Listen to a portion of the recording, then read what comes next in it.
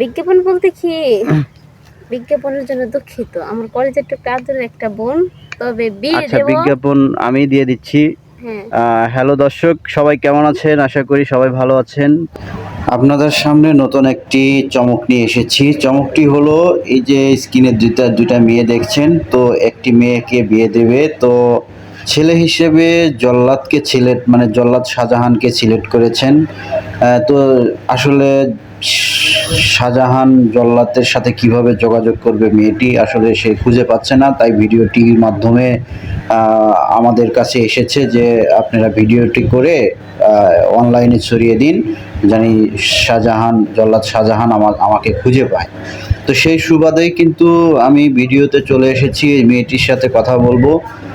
তো আরেকটা কথা বলেছে যে জল্লাদ শাহজাহান যে মেয়েটিকে বিয়ে করছে তাকে অবশ্যই ডিভোর্স করতে হবে। ডিভোর্স করলে এই যে স্ক্রিনে যে মেয়েটি দেখতে পাচ্ছেন, এই মেয়েটি তাকে বিয়ে করবে এবং তার সকল প্রতিশ্রুতি সে মেনে নেবে। তাকে মানে যত আদর যত্ন ভালোবাসা যা দেওয়া লাগে সব কিছু দেবে, ঠিক আছে? তো ভিডিওটি দেখার অনুরোধ রইল, আর ভিডিওটি শেয়ার করে দিবেন সবাই। পছন্দ করি না।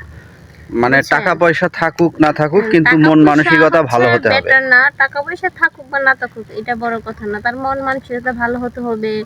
আমরা যেমন আমাদের আদরের বোনকে কেয়ারফুল, মানে খুব দায়িত্বশীল ভাবে রাখি, ওনাকে সেভাবে রাখতে হবে, সেরকম। তো এখন হচ্ছে মৌসুমী দুইটা ইসলাম ডিভোর্সের মৌ, পাশে। আপনার কাছে কিছু শুনতে বিয়ে চাচ্ছি। হয়ে আপনি আসলে কিরকম ছেলে পছন্দ করেন? ওই আপু তো বলছে, আমি আর কি বলবো, আপু যা বলবো তাই।